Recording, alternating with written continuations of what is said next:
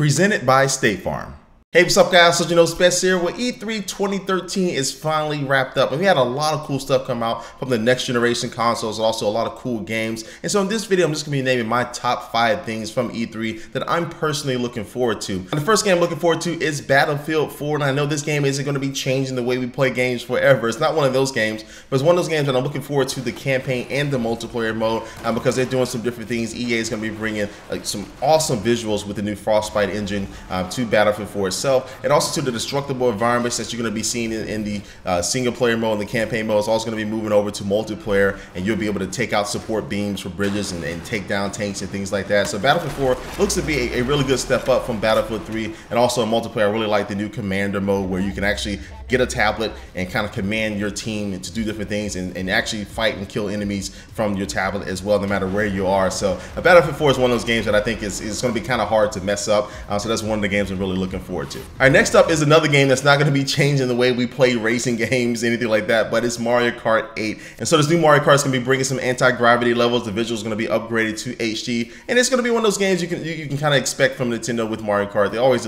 usually deliver a solid Mario Kart game. So just one of those games that I know I'll be playing probably the most of all of these that have been announced is going to be Mario Kart 8. Now next up is Titanfall. Now Titanfall is a multiplayer only game, but the cool thing about this game is that they're going to be infusing campaign and single player moments inside of multiplayer. So it's going to feel like the best of both worlds. It's going to feel like a campaign and also a multiplayer game as well. And so you have these huge mechs, or they call them Titans, and of course you can just run around as a regular person as well. And the level design does seem very solid because it seems open it up so you can allow these huge mechs to be walking around, but still, you know, you're gonna have those areas where you'll be able to run around as just a regular person and go into these buildings and have these indoor fighting locations. But then when you step outside, it's a whole kind of a new world. We have all these big Titans fighting around you. But I like where they're going with Titanfall. I mean, if they can really pull it off and have a lot of interesting levels, the combat does look awesome. You can reach in and take people out of mechs and stuff like that. I think if they can really pull that off, we're gonna have a really fun game in our hands. Now this next game I'm gonna talk about really came out of nowhere. This is coming from Ubisoft, who bought us Watch Dogs last year, and this game is called The Division. Now this game looks absolutely sick, but really the one main thing that people took from the gameplay demo was that, you know, this is an open world, real world RPG game. This is how they describe it. And when you're playing the game, it looks like you're gonna be playing with other human players, and the dialogue was just awesome.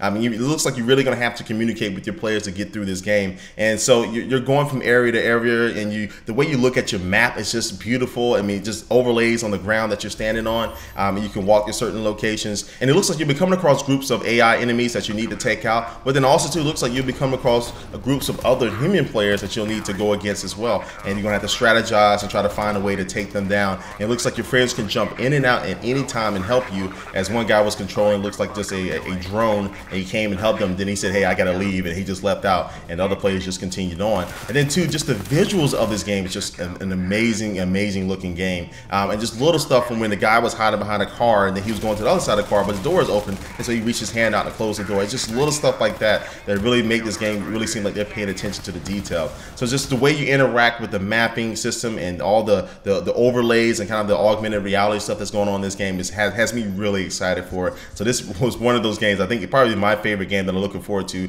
learning about the most and playing in the future. All right, now the last thing that was my favorite at E3 was the winner of the next generation console war so far. I mean, the war isn't over yet, but just so far right now, the current leader is the PS4. So the PlayStation 4 is definitely taking over the Xbox One. It's not really, again, just for its hardware or for its graphics, but it's really the way it's going to be treating gamers. They're not going to require you to check in. The privacy and use game policies or seems to be intact with what gamers really want. And plus, too, it's a powerful system. It's going to be more powerful than the Xbox One. So I'm expecting the PS4 only games to really be impressive, and maybe just a little bit more impressive than the Xbox One games. And also too, I really love what they're doing with the cloud computing and cloud gaming and stuff like that. So the PS4 is just my winner right now over the Xbox One, but we'll keep a close eye on how this next generation console war goes on. But anyway, guys, this is just my list of my top 5 things at E3 this year. I want to see what you guys think. Leave your comment down below with your list of your top 5 things from E3 this year that you're looking forward to. So anyway, guys, before I do end this video, I'm just going to take one last look at our sponsor. Like a good neighbor, State Farm is there 24/7, 365. Let a State Farm agent help you get to a better state. All right, guys, again, thanks for watching this video. All the links to my social networks are down below, my Facebook, Instagram, and Twitter. And thanks for watching, guys, and I will catch you later. Peace.